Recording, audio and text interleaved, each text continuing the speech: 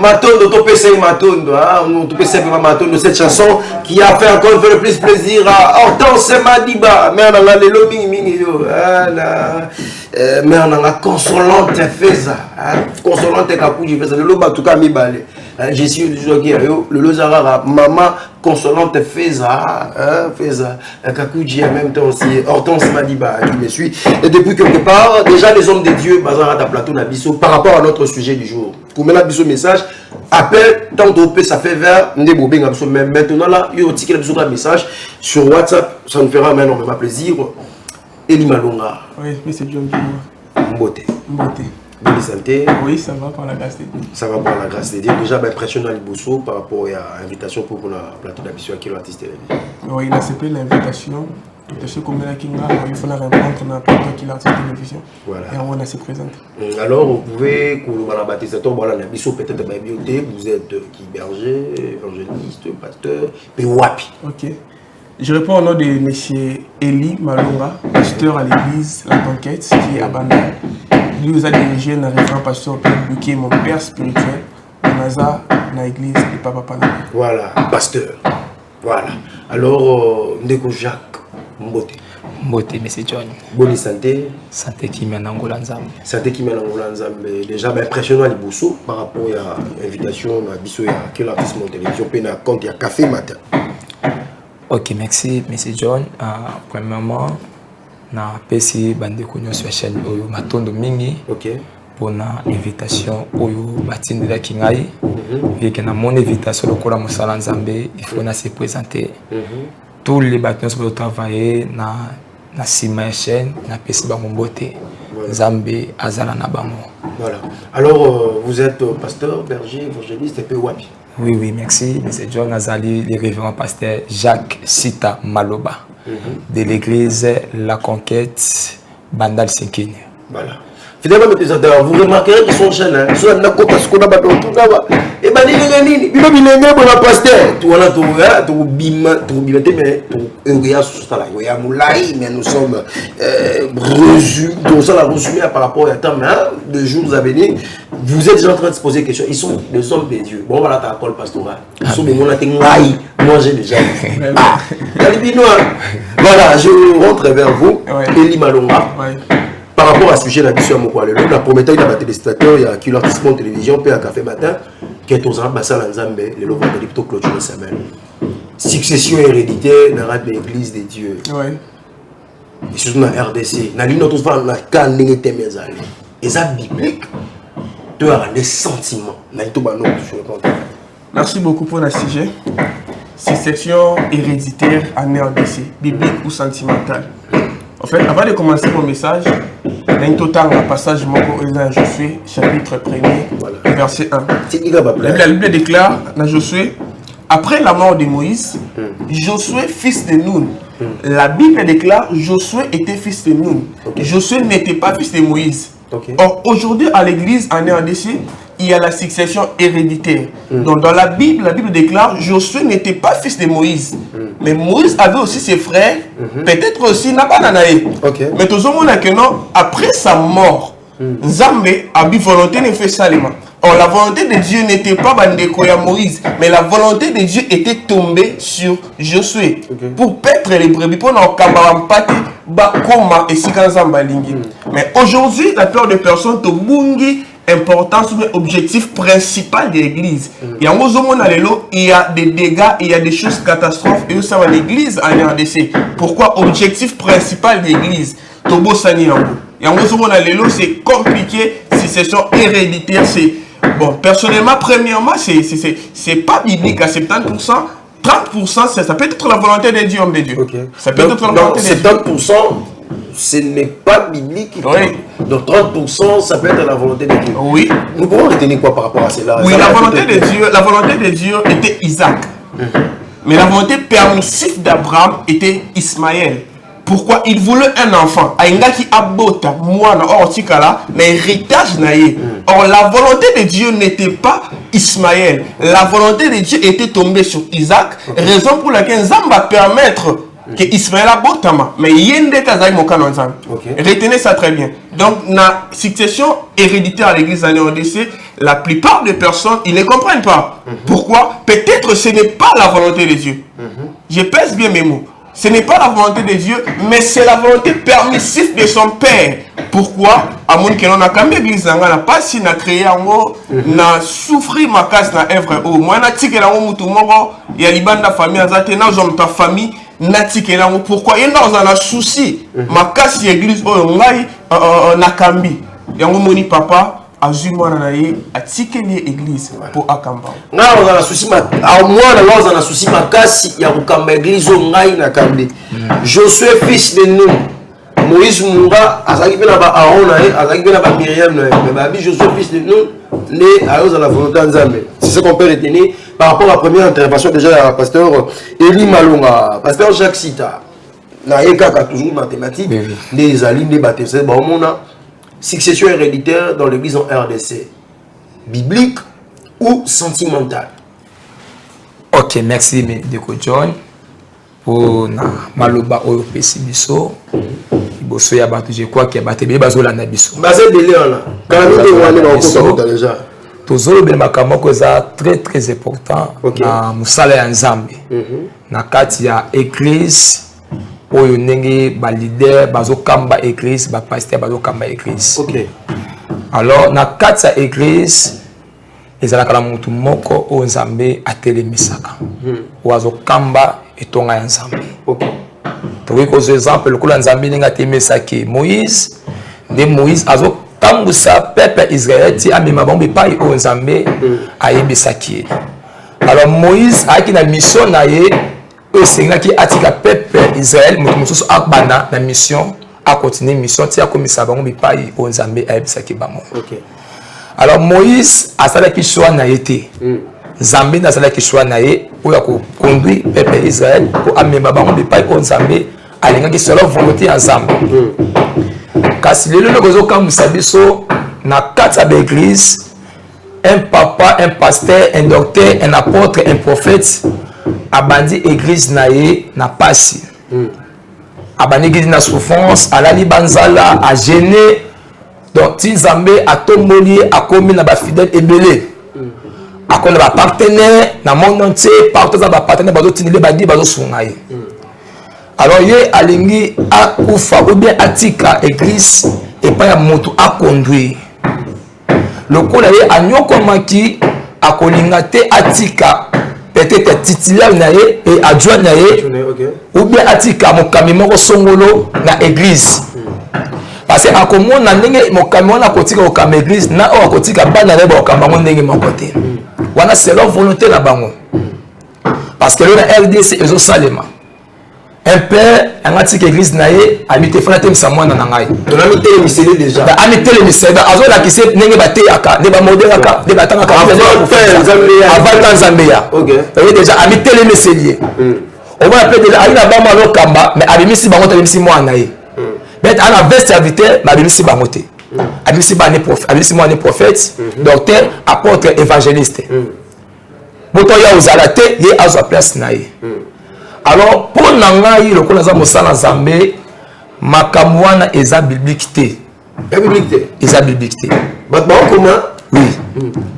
Pour nanga mosala Nzambe peut-être le pasteur il a dit 70% eza biblique te mais 30% ekoki kozala pensée ya Nzambe. Oui.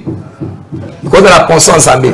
Mais na bango nyonso bosala makambo wana est-ce Nzambe azoloba na bango nyonso? C'est ça le problème. On se voit mis sabana bango comme ba pasteur batika l'église asali vélo binga na sali nyonso tokota na lola mais moi na nga atika na église est-ce que Nzambe na lobi na ye moi na atika na église? C'est ça où les problème. C'est ça le problème. Rapidement, je reste toujours avec vous pasteur Jacques Sita. Pasteur Eli Malonga soulevant yo pe na mono soulevant. Mais on a dit et là on a sali église na on a sali. Nati ke na mutu musu nati ba na bazana ba yebi pe moi marché ba yebi moi ni qualité na pesa ba na no pesa ka ba même le lévite même sur le plan biblique ba lévite kane ba non c'est Nzambe Zaki famille choisi. Oui, to boité. Moussala Nzambe papa eza royaume te. Ezali neti moka moko te o tozo ko mutazo konza so nga kufa atikela mwana naye. To mona ngona ba film Nigeria to exemple film Nigeria. Papa nga kufa habité il faut atikela mwana nga kitabo konzi. Donc so mwana akufi mwana peut faire tout mwana mobali, il peut à remplacer. Donc eza comme si royaume moko on va créer donc beaucoup konzi na bango ba la génération la bango. Alors na musala Nzambe ezalaka bongo te. Musala Nzambe ezalaka bongo te papa John. Ce qui est poni motu te, tu ne peux pas voter mais ça à conduire un peuple Israël, à conduire un peuple église Nzambe. Voilà pourquoi au komona ba désordre de kota makasi na kati église. Yo papa te le moi na peut-être mon kamuso za ki na 5 ans, au tika jamais côté les misaï. Ata mo église. Mais moi na koli au télé c'est parce qu'il nous comment bon na biso. Héritage na biso. Ceux qui n'a tiqué les témoins, mais c'était quoi ta madame exacte. Donc il n'a géré mon bien. Il n'a pas bon bien. Il a mon bébé zali, il n'a géré mon bien. Voilà. C'est ça ils ont salé.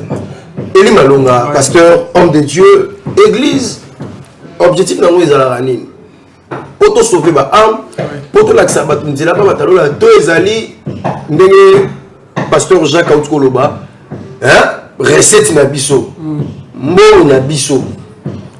Moi benga l'autre fois sauter même tombe so ma pao moi on les va comme Congo église moi papa a comme ba héritier et zali bana toutes ces choses là monter que ils appellent ba banga ba collaborateur tout ba bino biso tout comme ça mon so zala collaborateur que petit le bien dans l'église moi on famille na match ba on penser à sa capa na bilo moi que ba pasteur ba banga la pe ba collaborateur na confiance. Qu'est-ce qu'on voit par rapport à elle? On a un livre de Jean chapitre 21, le verset 16, si je me trompe pas. Le verset, il n'a pas plat. Jésus-Christ a tenu Pierre. Pierre, m'aimes-tu? Pierre a dit, oui, je t'aime Seigneur. Il faut paître mes brebis. Par là, tu n'as rien à l'obani.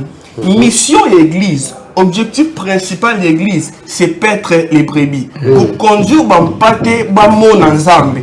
Mission église est ça. Mais église, ils ont perdre mission dans le paître les brebis. Église est comme le rôle bien privé à Moutou. Il faut retenir bien que l'église n'est pas un bien privé. Il y a pasteur Songolo, il y a apôtre Songolo. L'église appartient à Jésus. Jésus avait ses frères.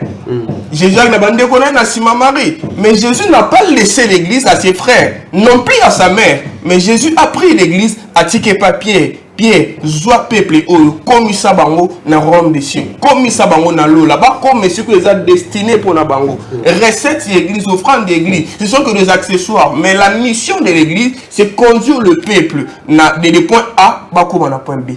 C'est ça, monsieur le journaliste.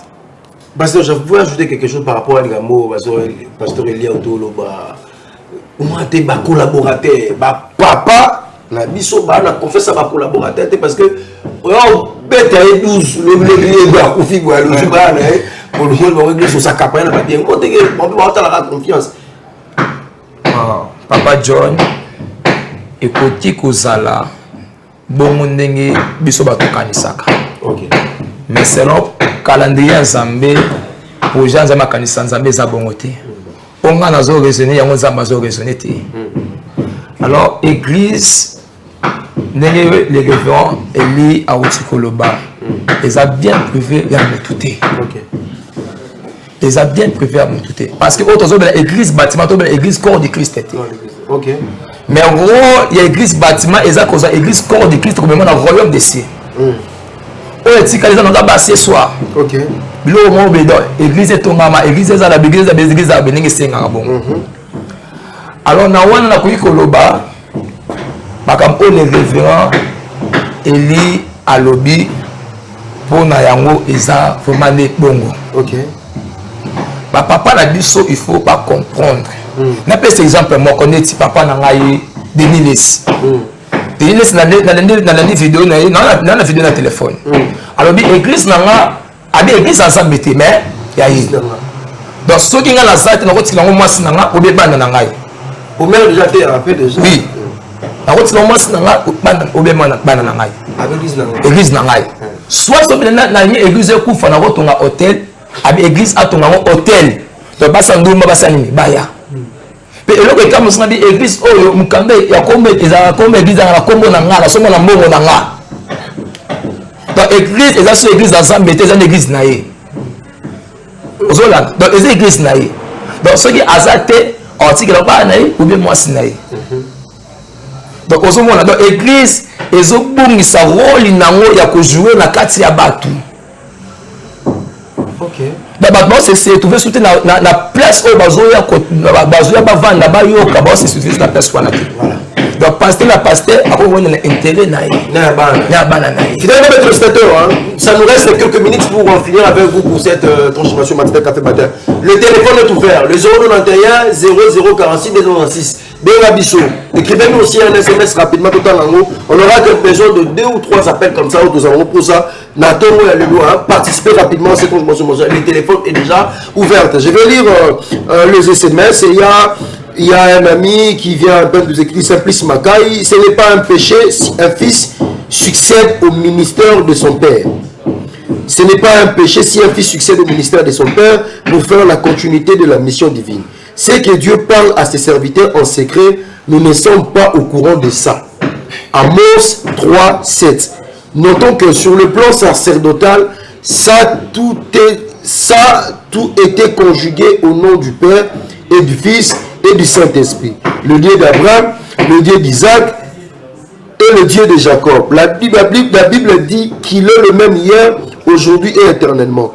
Ecclésiaste 3, 15 dit celui qui est déjà été, ce qui sera déjà été, et Dieu ramène ce qui est passé. Voilà le Simplice Makai. N'invitez pas les apôtres pour l'alimenter la 7e rue. Wendra déjà, les fans ont déjà arrivé, le Paul. Point de tension au Bongo. Rapidement, Natana Batesto, Ben Matosa, beaucoup de sauter. Tu as pour ça 2 ou 3 appels comme ça pour en finir avec vous. Aujourd'hui, on a une réaction. Il y a un écho. Simplice Makai, on a là-dessus depuis et quelque part. Les dieux d'Abraham, les dieux d'Isaac, les dieux de Jacob, donc toutes ces choses qu'il a dit. Je l'ai dit très bien. Intervention à vous. Merci pour l'intervention, M. Simplice. En fait, ce n'est pas un péché. Je pèse bien mémoire à dire que 70% ce n'est pas la volonté de Dieu. Mais 30%, attention, ça peut être la volonté de Dieu. Vous avez totalement raison. C'est que Dieu parle avec ses serviteurs en secret, personne ne les connaît. Tout le monde est bien. En fait, Nathan livre vraiment quoi un découpranam. Je ne maîtrise pas encore le livre en haut. Alors, le don est familial. Le nom est familial. Le nom est familial. Donc, les cabos est familial. Donc, son papa Koufi, c'est possible pour que moi dirige l'église. Donc, attention, ils ont la perdition. Raison pour laquelle beaucoup de pasteurs, de grands hommes de Dieu, vont se focaliser sur la pensée que le don est familial. Donc, si je meurs, mon fils peut conduire l'église. Même si ce n'est pas la volonté de Dieu à lui fils à établir. Messieurs Simplice, écoutez-moi très bien. 70% ce n'est pas la volonté de Dieu. 30% peut-être c'est la volonté de Dieu. C'est un peu ça que vous pouvez retenir. Voilà, par rapport à cela, c'est que Simplice autour de vous. Bipé Bissot, s'il vous plaît, Benga Bissot, voilà, on va recevoir. C'est tout premier appel. Allô, bonjour. Bonjour. Au Benga Bissot, peu comme on a. La Benga Bino, Naza Ana Takizala. Natakiza, voilà. Tindika Bakwa. Toga. La Tuna Boy. La Tuna, Bapaster, Oyo, Bazana, TV Waneka. Tout à fait. Sangai, Batubi, Batulandao. Baïzi, Oyo, Ibiko, la Rabatu, Bimisa, Batutam, Tumwa, Banyoka, moi qui l'ai mon aliboumo. Ezali biblique, tout est satanique. Par rapport à sujet la vision à Lelo, si j'ai besoin de pasteur église, il y a une mission. Église, papa, Koufi, moi, Nazui, moi, si, tout comme ça, il y a un sujet pour aller. Voilà, il est parti. Au Béni, et ça par rapport à un sujet à Moukwalelo. Bokitani. Il y a mon papa, maman, moi, na une église. Et Ali, na Biblia, que Ali, et l'on a un sentiment. Parce que chacun, tout ça, il a mal beaucoup. Par rapport à. Oh, nous avons un secret, surtout, il a raté, tout comme ça. Beaucoup de par rapport à cela. Par rapport à Makamu Zambé, alobaka basali na ye lorsque basali bazoloka nzambe moto ayebaka za te. Moto ayebaka za te mpe moto akotiela koyeba ngo za te soki ye moko mosala alobi te makambo nzambe ayebisaki. Alors makambo oyo tozolobela tozocritiquer motu te naza un peu clair nazocritiquer ni motu moko na kasa oyo esika parce que nakope ocritiquer motu biso toza basala nzambe mosala nzambe ya minene na motu azalaka te biso toza basala nzambe moko kaka ezalaka rouge te ezalaka vert te ezalaka pembe.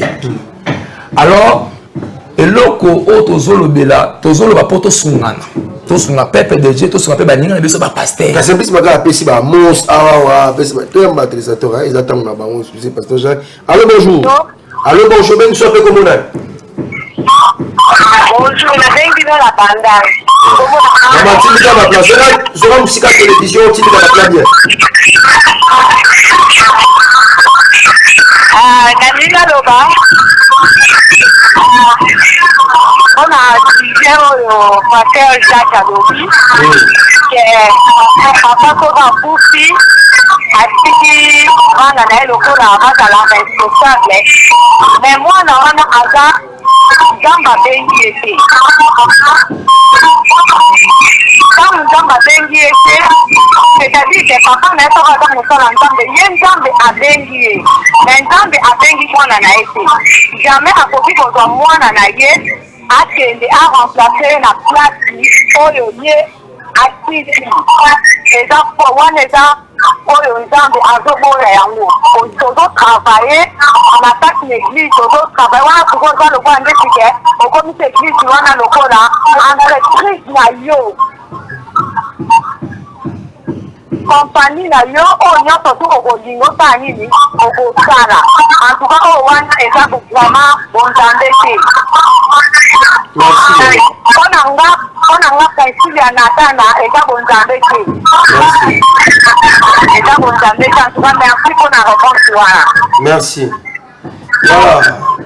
Maman Priscilla, ma soeur Priscilla, depuis la commune de Bandal, elle nous a appelé à l'obéi pour d'ailleurs et Zali, bibliquité. Ça nous reste deux appels pour toi aussi ça.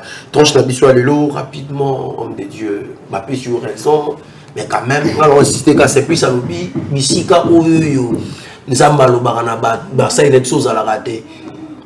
Mais non, qui c'est ma soeur à l'obéi, bengaki papa ye babengaki ete mais omona bachepe kaka rapidement rebonde papa oyo auti koloba na biso akoki kozala raison mpe akoki kozala raison te namoni apele koti. Allô bonjour. Allô bonjour. Allô bonjour maman on s'éloigne un peu de sa télévision on peut dire quoi madame.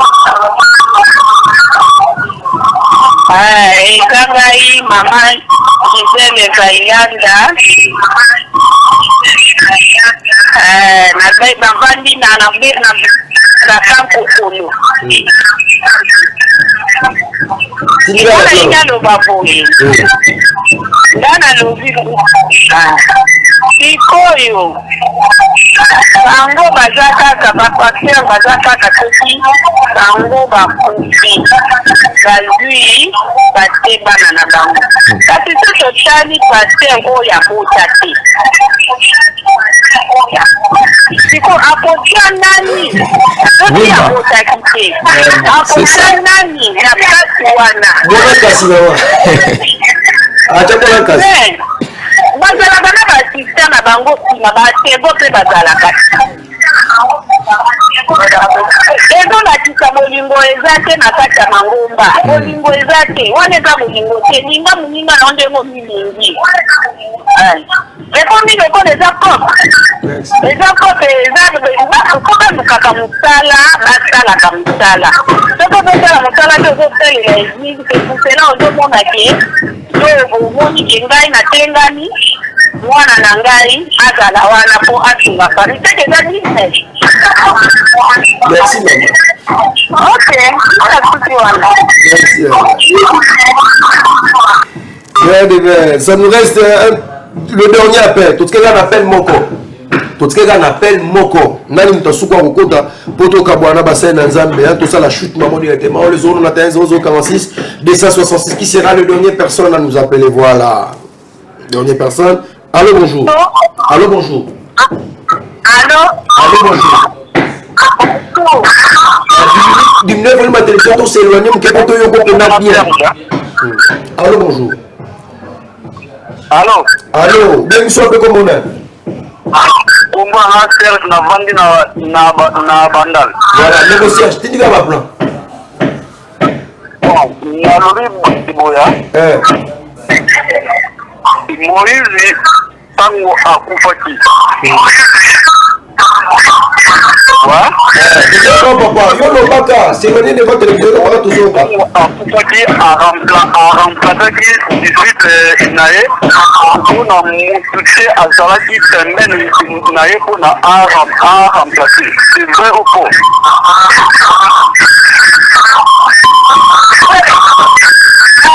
Ouais.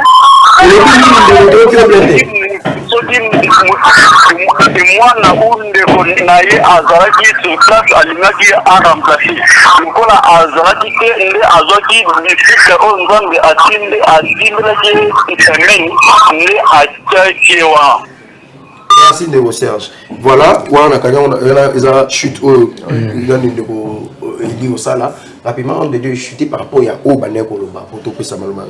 Papa Amos Kamot Koloba a compris que vous avez raison, pas que vous avez raison. Je suis pasteur au Nazokamba Église. Papa n'a pas comme les révérends pasteur Pierre de Dieu, c'est mon père spirituel. Voilà, tu as col pastoral devant Église, devant mon monde entier, devant mon kimono, devant Zambie. Au Nazokamba Église, na Bandal Sikin. Lelo ndenge Nzambe abengi ni mwasi na ngai, abengi ni mwana na ngai, abengi ni bandeko na nga. Soki na moni mission na nga enyesila na kotuna Nzambe natika nani ako conduire église ako conduire peuple on atika église. Soki ça est brisque. Soki liwa eye brisque. Mais Nzambe pas vous permettre de liwa eye brisque pas ko yebi ako signaler déjà que liwa zoya ozoke na ozo. Papa bauti aleki na TV aleki na ba TV na ba vidéo abi na sali nyonso esili tokuta wapi na lola na tikeli église pasteur Carlos de okamba église. OK. Bauti mo ka loba tiam. Alors ngai po na nga na osala ngote. Église ko mana zo kamba so inza manga zo nga na osenga na Nzambe. Papa John c'est vrai na zo bisayo. Na kosenga na Nzambe sanga mutu o ngai na kotika na église. Oui. Oyo akotika na église. Attention na kufa briske mais bakabe baza l'église o bakambe église. C'est ça le problème. Et il m'a rapidement balobi Moïse ataka Josué parce que na ndé bazalaki wana moto ko remplacer na place azalaki maman depuis quand on l'entend tout na biso même moto na bibo so pasteur akufaki na mwana te. Mais quand on ramasse je commence dans l'intervention maman Gisèle Vaila Mekan Kokolo. Intervention est vraiment très intéressant. Pourquoi? Et bon, du pasteur Abo Cité. Voyez-vous, la volonté de Dieu est l'éclairage la moutou. Et l'éclairage même attendement à battre. Il pensait que non, peut-être tout le monde dans l'église, mais la volonté de Dieu est toujours. La volonté de Dieu est ce qui s'est imposé dans la vie à moutou. Et changement comme on a repensé. Peut-être on a repensé à Zambaya comme ça c'est ça la volonté de Dieu. Josué était fils de Nun, mais il était serviteur de Moïse. Mais c'était Josué qui était la volonté de Dieu. N'a pas Jacques Vernon. N'a pas Linga Koufa. À Bonde-Linzambe. Église au Pessinga là-bas. Joseph Bondo était très loin en Belgique. Nous avons ici Joseph Bondo Yende. À autant que l'église au Jacques Vernon Sanini. Sikeli communauté là-bas et pas ya Joseph Bondo. Raison pour laquelle aujourd'hui la plupart des églises de Dieu vivants. Tout le monde est là, nous comme le prophète Néhéma. Église, il n'y a pas Barou Tika son. Carlos Ndegazo Kamba. Église, les pasteurs Moïse Dimena Tika Namo. Et comme vous avez le le comment est commis un coup de sim encore l'église de Dieu. Mais l'église, tu as remarqué, papa journaliste, tu as remarqué l'église qui est dans Kamba, est-ce que Nazan papa Nanga, les pasteurs ont peur de nous, tant qu'ils voyager. il désigne toujours un pasteur, soit le pasteur Jonathan, le pasteur Eric, pasteur Eli, Kamba Église. Voilà, Mon père,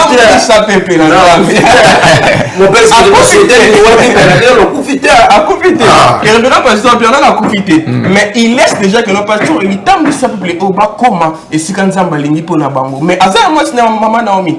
Azar bananaï. Pourquoi tu dis bangote? Asali o eza volonté Nzambe. Donc volonté Nzambe et l'équipe m'a là-bas. Yo pour ça la monter. Je ne vais pas le faire si c'est la volonté de Dieu. Au ticket là, moi non, on est en votre église. Volonté Nzambe Salim. Mais si ce n'est pas la volonté de Dieu, je ne peux pas et on sait le coup contre la volonté Nzambe. Voilà, merci pasteur Eli Balonga, merci aussi à pasteur Jacques Sida. J'ai l'impression qu'on a vraiment Mathieu les hommes à ta mère, nous sommes prochés et par le temps, hein, bon, on est arrivé vraiment à la fin fidèlement du testateur. On a essayé un tout petit peu déjà eu la lumière par rapport à la thématique à l'élo. Contradiction sur les alliés au Bengibiso. Plateau, on n'est pas contradictoire.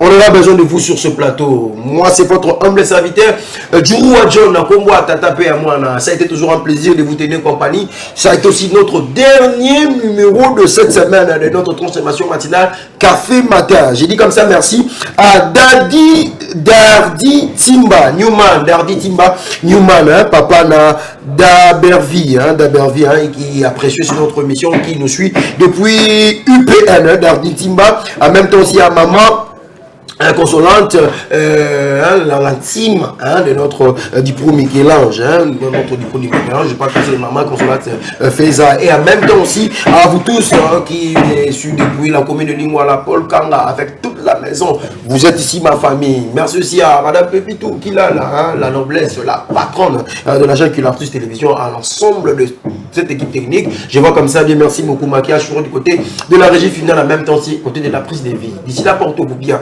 Si Dieu nous prête vie, on va se retrouver avec vous encore un autre numéro, avec une nouvelle vie, avec un nouveau effort pour le lundi déjà à partir de 8h juste à 9h juste. Au revoir.